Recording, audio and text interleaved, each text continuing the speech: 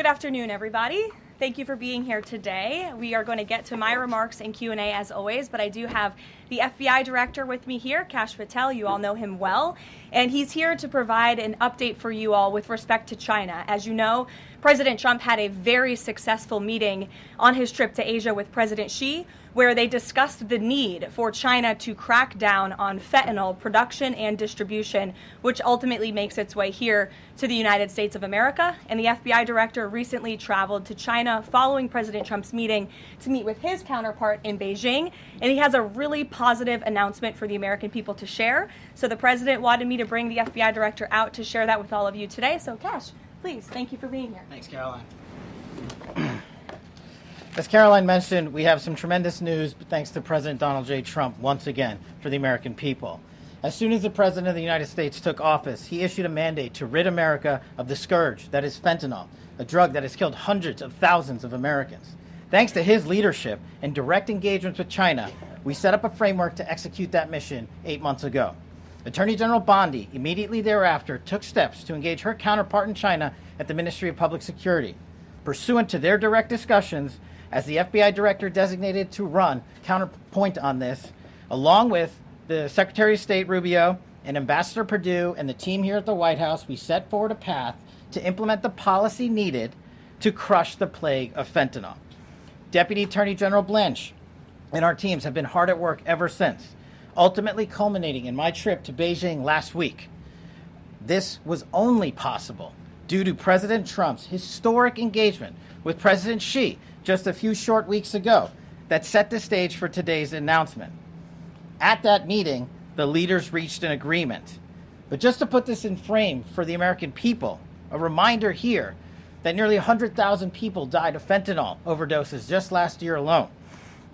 Here, this year, under this president, the FBI has seized 1,900 kilograms of fentanyl so far. That is a 31% increase from the same time period last year. To put it in perspective, that's enough fentanyl to kill 127 million Americans.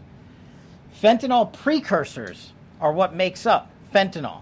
While we, the interagency, the Department of Justice, have been fighting hard to seize and stop drug traffickers, we must attack fentanyl precursors, the ingredients necessary to make this lethal drug. That was the sole purpose of my trip to China, to eliminate these precursors. And if successful, we would suffocate the drug trafficking organization's ability to manufacture fentanyl in places like Mexico. This was the first time an FBI director has been to China in over a decade and received the audience with his counterpart to address this matter directly. And again, thanks to President Trump's direct engagement with President Xi, the government of China committed fully to my engagement there on the ground in Beijing at a level never seen before. While at Ministry of Public Security headquarters, I met with my counterpart at MPS, where the Chinese government agreed on a plan to stop fentanyl precursors. What does that mean? The People's Republic of China has fully designated and listed all 13 precursors utilized to make fentanyl. Furthermore, they have agreed to control 7 chemical subsidiaries that are also utilized to produce this lethal drug. Effective immediately, essentially, President Trump has shut off the pipeline that creates fentanyl that kills tens of thousands of Americans. These substances are now banned, and they will no longer be utilized by the Mexican drug trafficking organizations or any other DTOs around the world to make this drug. This historic achievement has saved tens of thousands of lives. This historic achievement would not have been possible without the tremendous team of President Trump, the Attorney General, the Department of Justice, the Federal Bureau of Investigation, and Ambassador Perdue in China, whose ground-level engagements were imperative to achieving this result. This is yet another example of how President Trump defends the American people, provides security for the American people, and puts the American people first. This is a historic first-in-its-kind achievement by any president to stop the scourge of fentanyl, and it should be championed by every single American. This achievement will save lives. We are thankful for President Trump's steadfast leadership, and this FBI will fearlessly follow in his footsteps to ensure that this mission of safeguarding the American public is achieved every single day. Thank you. Thanks, Caroline. Thank you so much. Appreciate it. Okay. Thank you again, Director Patel. Before we get going, I do have one quick scheduling announcement. Tomorrow, President Trump will be joined by the First Lady in the East Room for an executive order signing aimed at expanding opportunities for education, career development, housing, and other resources for young people transitioning from foster care to adulthood. This is part of the First Lady's Fostering the Future efforts, which are a Be Best initiative. In other news, the Democrats dragged on the government shutdown for 43 days, the longest shutdown in U.S. history. But tonight, thanks to Republicans, the White House is very hopeful that this shutdown is going to come to an end. The damage caused by the Democrats with this reckless government shutdown cannot be forgotten. It is entirely the fault of the Democrat Party. Just look at the vote count. Hundreds of thousands of federal employees have missed their paychecks. Tens of billions in wages and benefits were withheld, impacting vulnerable families. Millions of low-income Americans missed their SNAP benefits. Nearly 20,000 flights at airports across the country were delayed due to staffing shortages, causing Americans to miss family events, vacations, and work obligations. According to Airlines for America, an estimated 5.2 million travelers have had their flights disrupted over the course of the Democrat shutdown. And our economy has lost billions and billions of dollars in economic activity over the course of this shutdown, hurting consumer sentiment and crushing the travel and hospitality industries. According to a CBO estimate, the Democrat shutdown could end up decreasing fourth quarter economic growth by 2 whole percentage points. The Democrat shutdown made it extraordinarily difficult for economists, investors, and policymakers at the Federal Reserve to receive critical government data. The Democrats may have permanently damaged the federal statistical system, with October CPI and jobs reports likely never being released. And all of that economic data released will be permanently impaired, leaving our policymakers at the Fed flying blind at a critical period. It's hard to recap all of this without asking a simple question: why?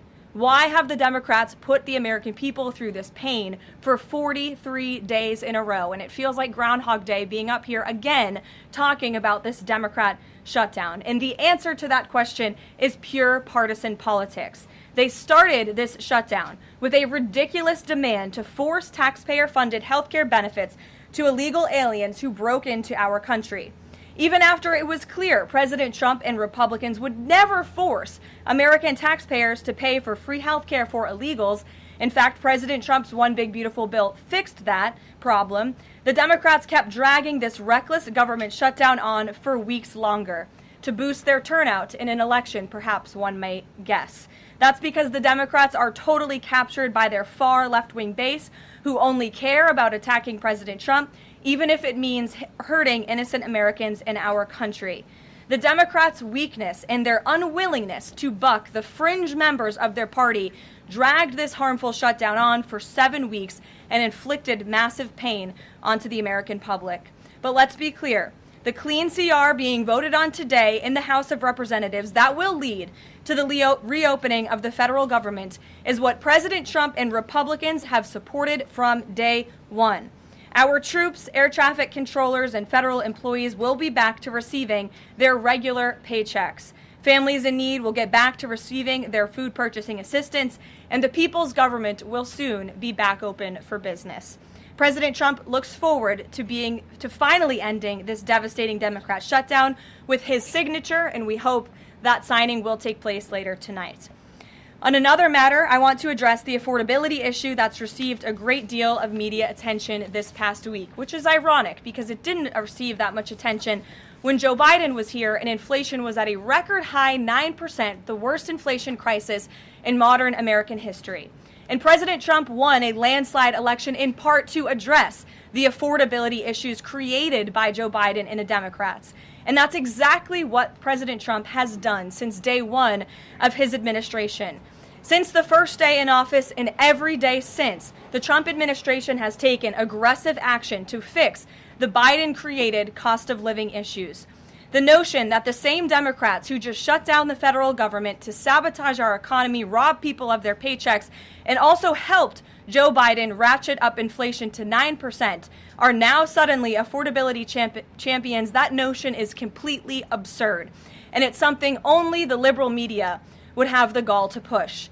But the reality is that President Trump and his administration have done so much to lower prices and increase the economic prosperity of the American people. And this president and his team of amazing economic advisors are going to keep working on this issue every single day.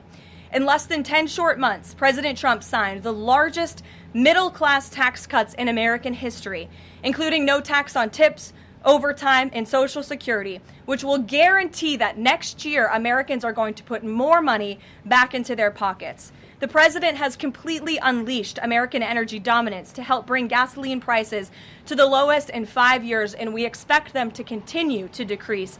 And it has also lowered energy costs overall. There is more work to do. But again, the president's deregulatory and pro-American energy agenda is absolutely going to continue to drive down prices. This formula worked in the president's first term, and we expect that it's going to work again. And this is key because we know energy costs are the #1 driver of inflation. Again, just look at what Joe Biden did to our energy industry over the past 4 years of his administration, and look at what happened to inflation as a result. Everything became more expensive. To lower prescription drug prices and healthcare costs, the president has been working around the clock on this issue. He is obsessed with negotiating these good deals on behalf of the American people to bring down pharmaceutical costs and drug costs for Americans, and he has done so on a number of fronts. You have seen him discuss that in the Oval Office several times. To fuel small businesses, lower their costs, and incentivize hiring, the Trump administration has already cut 30 unnecessary regulations for every new one on the books, which we know will save employers and small businesses across the country thousands of dollars in regulatory burdens. All of these pro-Trump policies are working, and they will continue to work. Wages are rising at the fastest pace of the start of a presidential administration in 60 years. The cost of the typical new mortgage is down by nearly $3,000 per year. There's much work to do, and this administration will continue to do it. But President Trump has already made great progress in cleaning up the economic disaster that was created by Joe Biden. With that, I will take your questions today, and in our new media seat, we have Bev Turner, who works for a new outlet, a UK outlet, but based here in Washington, D.C., GB News. Bev, thank you for being here today. Why don't you kick us off? Thank you, Caroline. So the clock is ticking on the Friday deadline by which the BBC must retract and apologise for their malicious edit of the President in the documentary shown last year.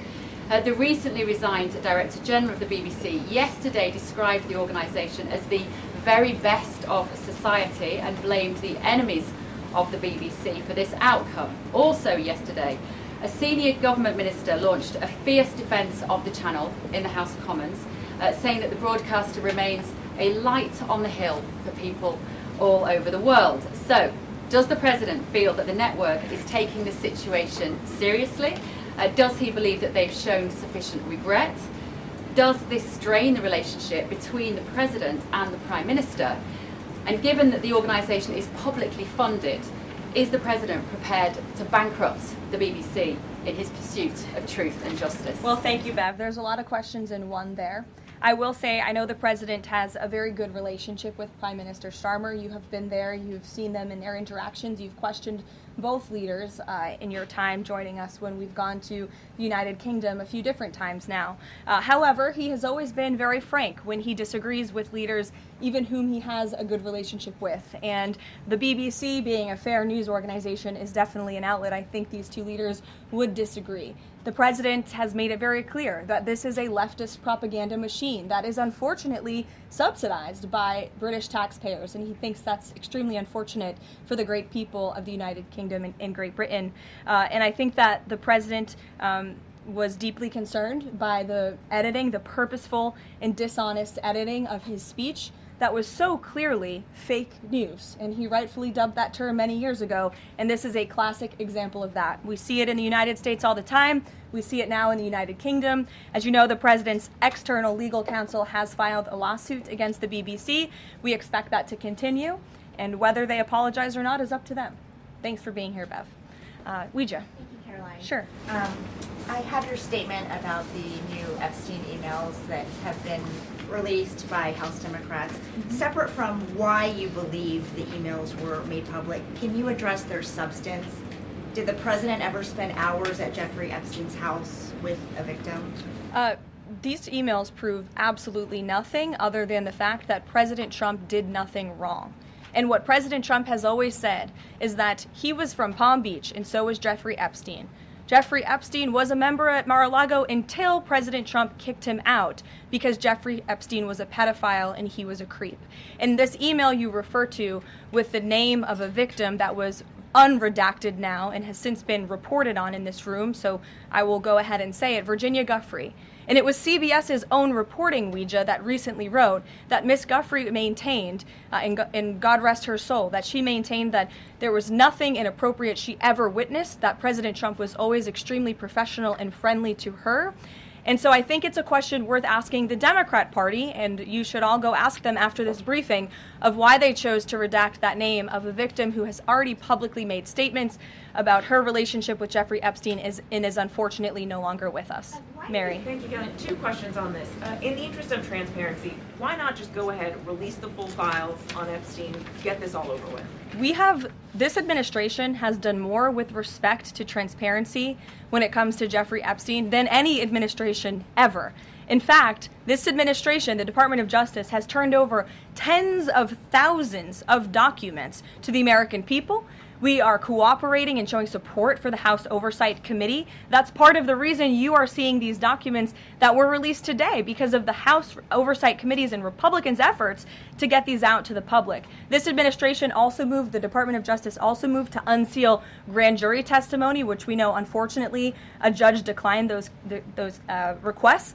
So this administration has done more than any, and it just shows how this is truly a manufactured hoax by the Democrat Party. For now, they're talking about it all of a sudden because President Trump is in the Oval Office. But when Joe Biden was sitting in there, the Democrats never brought this up. This wasn't an issue that they cared about because they actually don't care about the victims in these cases. They care about trying to score political points against President Trump, as we have, of course, seen with this government shutdown. And this entire thing, again, it's not a coincidence to the American people at home. There are no coincidences in Washington, D.C. And it is not a coincidence that the Democrats leaked these emails to the fake news this morning ahead of Republicans reopening the government. This is another distraction campaign by the Democrat and the liberal media, and it's why I'm being asked questions about Epstein instead of the government reopening because of Republicans and President Trump. But given your Reagan. interest in transparency, Caroline, why are White House officials then meeting with Representative Boebert in an effort to try and get her to not sign this petition calling for the release of the files? Doesn't it show transparency that members of the Trump administration are willing to brief members of Congress whenever they please? Doesn't that show our level of transparency? Doesn't that show the level of transparency when we are willing to sit down with members of Congress and address their concerns? That's a defining factor of transparency. Having discussions with members of Congress about various issues, and I'm not going to detail conversations that took place in the Situation Room in the press briefing room. Reagan. I have a question about the government shutdown. Thank you. The Middle East. I'm glad someone does. First, on the government shutdown, the shutdown deal reverses the administration's reps, and it also prohibits more from happening until the end of January. I'm wondering if the president had input on this element of the deal, and if he's at all disappointed that's going to reverse the downsizing of the federal government that they did during the shutdown. I mean, look, I think it's about 6,000 workers total. When you look at that in comparison to the reduction in the federal workforce that this administration has done since January to get rid of the waste, the fraud, the abuse, and to reduce the size of our federal bureaucracy, we've done a lot of great work on that front, and we will continue to. But obviously, the president's main priority was to reopen the federal government and get people back to work, and that's what this deal accomplishes. There's been reports in Israeli media that the U.S. is considering building a temporary military base on the Gaza border.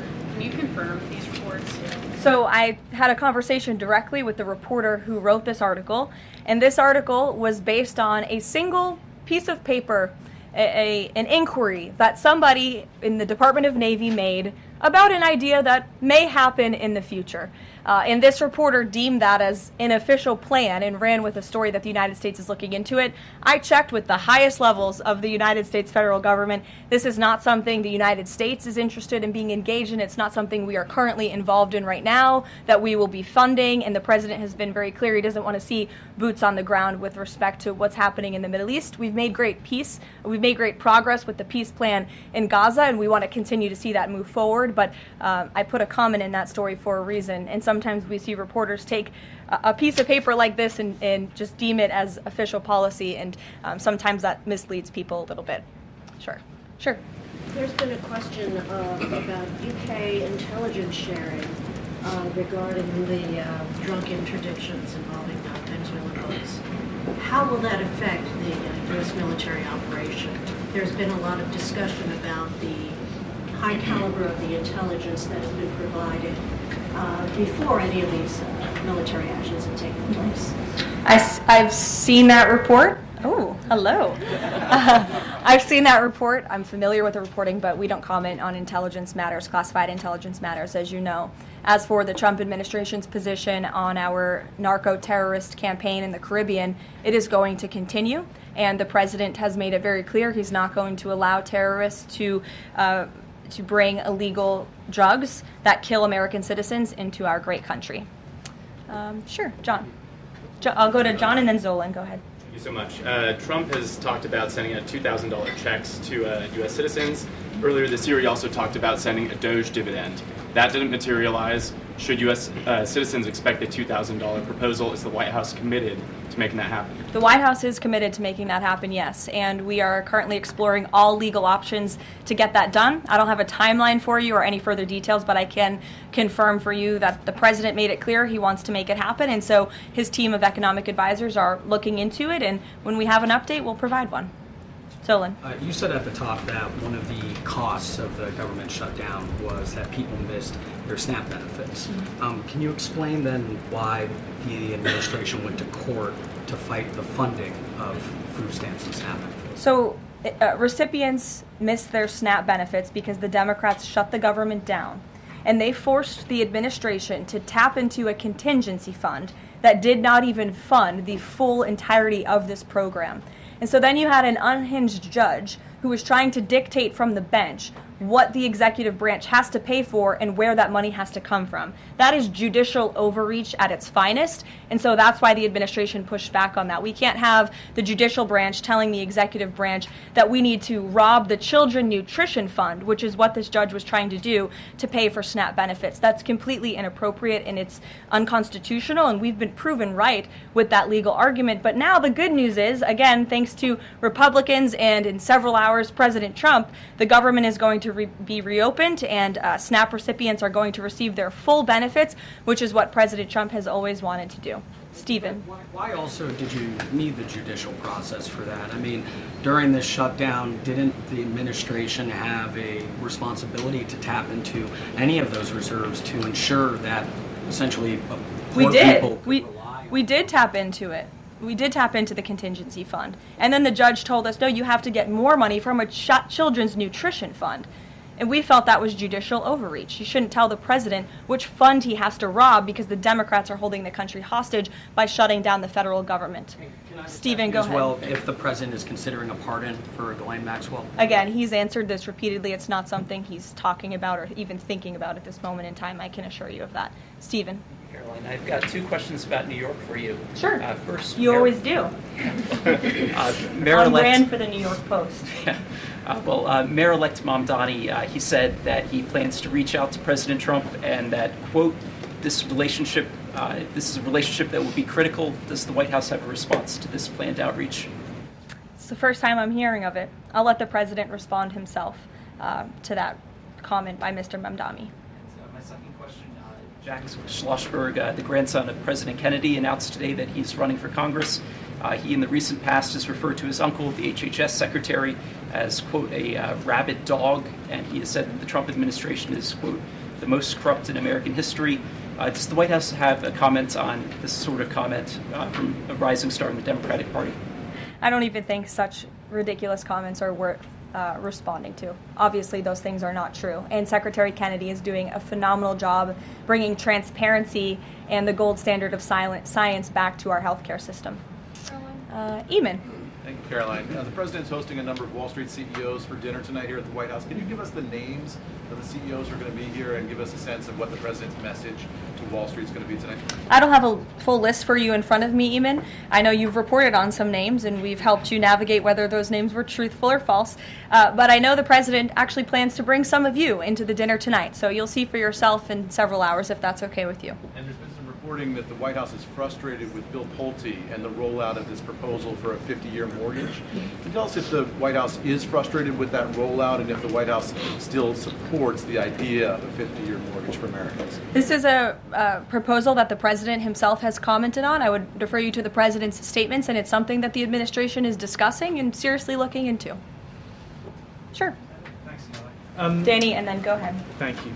Some Democratic members of Congress have invited Britain's former Prince Andrew to testify on the Epstein scandal. I was just wondering if President Trump thinks that former Prince Andrew should indeed come and testify to Congress on that. I haven't spoken to him about that specific matter, but I can ask him and get back to you. Mm-hmm.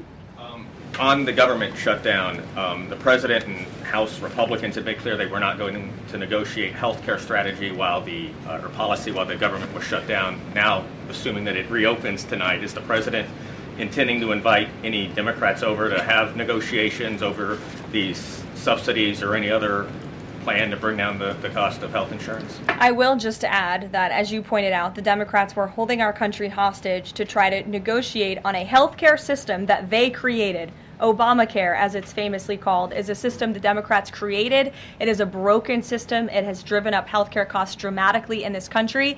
And now they shut the government down to try to fix that system they broke. It doesn't make any sense to us, which is why the president said that's a completely untenable position. However, once the government reopens, the president, as he's always maintained, is absolutely open to having conversations about healthcare. And I think you'll see the president putting forth some really good policy proposals the Democrats should take very seriously to fix, again, the system that they broke. You can't trust the same people who broke the system to fix it, and so the American people will continue to hear from the president on this issue.